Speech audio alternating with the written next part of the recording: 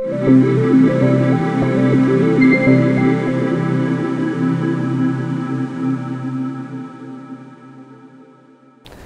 generasi smart, mau tahu cara menyelesaikan materi sosiologi tentang perubahan sosial dan dampaknya terhadap kehidupan masyarakat, faktor pendorong dan faktor penghambat terjadinya perubahan sosial? Simak video ini sampai selesai.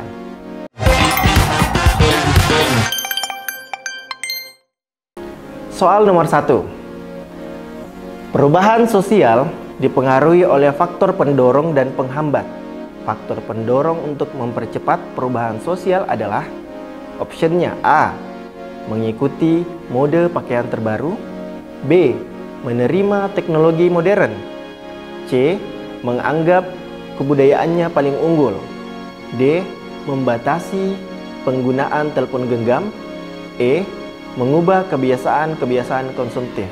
Nah, ketika generasi smart menemukan pertanyaan seperti ini, kita bisa menjawabnya kembali fokus dulu sama apa yang ingin ditanyakan.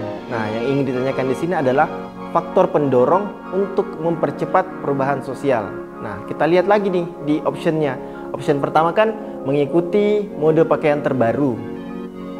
Kemudian B. Menerima teknologi modern, C. Menganggap kebudayaannya paling unggul, D. Membatasi penggunaan telepon genggam, dan E. Mengubah kebiasaan-kebiasaan konsumtif. Nah, kita harus tahu dulu faktor-faktor pendorong apa saja sih sebenarnya yang menjadi faktor-faktor pendorong untuk mempercepat perubahan sosial. Yang pertama, kontak dengan kebudayaan yang lain. Yang kedua, sikap saling menghargai hasil karya orang lain.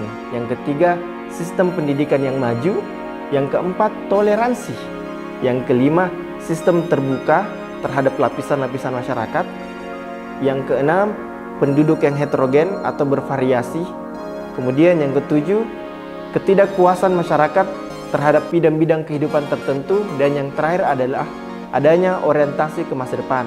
Jadi itulah yang menjadi faktor-faktor pendorong untuk mempercepat perubahan sosial itu sendiri. Nah, dari 7 faktor pendorong yang tadi saya jelaskan, kita lihat nih di optionnya apa nih yang paling cocok tentang faktor-faktor pendorong atau penghambat untuk perubahan sosial itu sendiri. Nah, di sini jawabannya adalah B. Jawabannya di sini adalah B, yaitu menerima teknologi modern. Kenapa seperti itu? Karena ketika kita sudah menerima teknologi itu, otomatis sudah banyak hal di dalam kehidupan kita yang akan berubah. Nah, otomatis itu bisa mempercepat perubahan sosial. Karena yang namanya perubahan-perubahan yang terjadi di kehidupan kita, khususnya teknologi, seperti yang saya jelaskan bahwa sekarang sudah ada mesin cuci, kendaraan bermotor, sudah ada pesawat, dan lain sebagainya. Itu kan semua dalam aspek teknologi, perubahan sosial dalam aspek teknologi. Nah, dengan adanya seperti itu, otomatis ketika kita sudah menerima nih semua teknologi-teknologi modern, otomatis itu sudah akan mempercepat dari perubahan sosial itu sendiri. Seperti itu.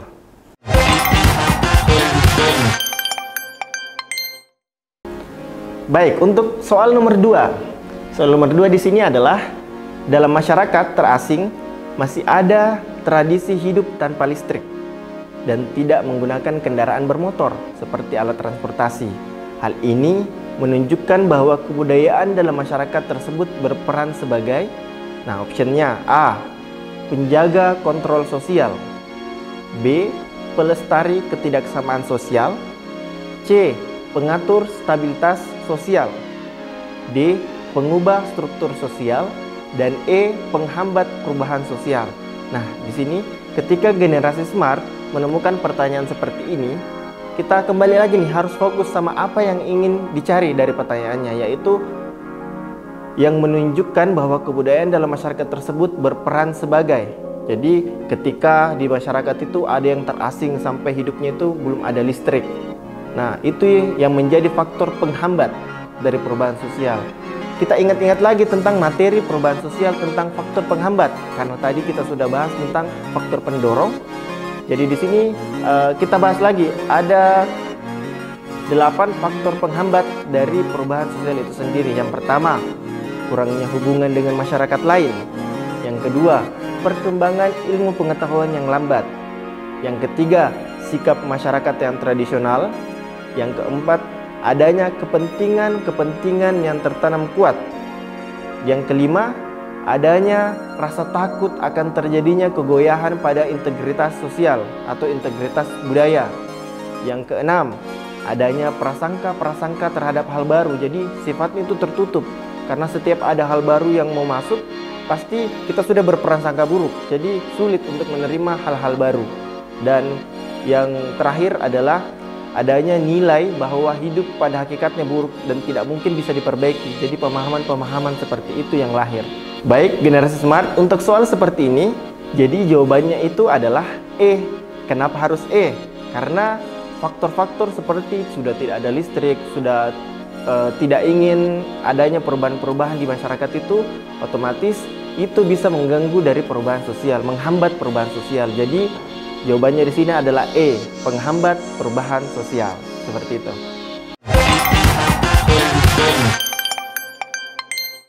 Baik, untuk soal nomor 3.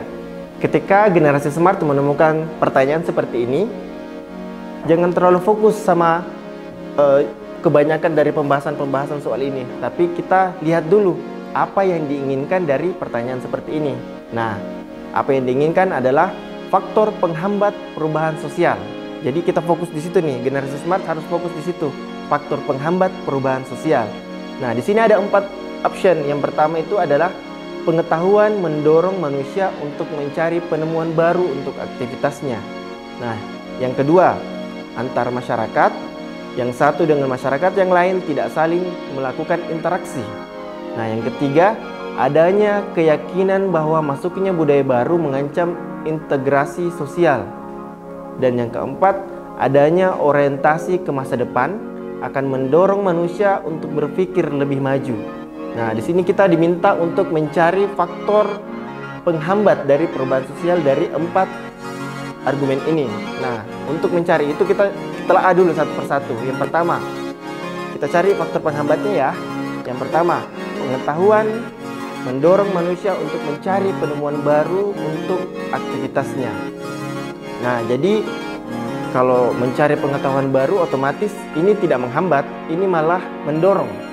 Oke? Sepakat ya, generasi smart?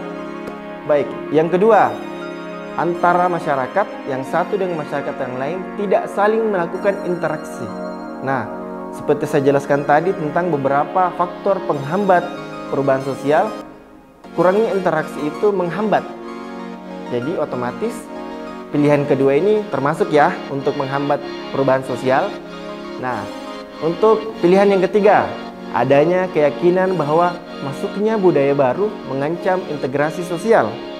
Nah, untuk option ini, adanya keyakinan bahwa masuknya budaya baru mengancam integrasi sosial, otomatis mereka tidak ingin nih untuk adanya perubahan-perubahan yang ada. Jadi tidak mau menerima segala pengaruh-pengaruh dari budaya selain dari budayanya sendiri.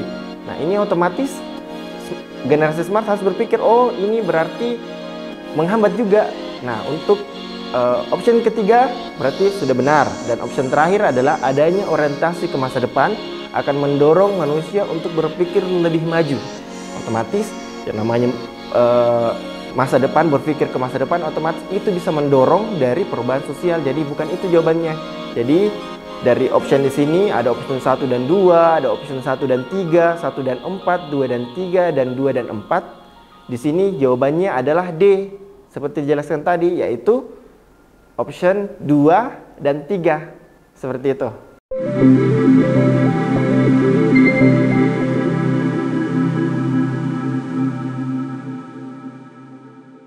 Baik, semoga membantu ya generasi smart.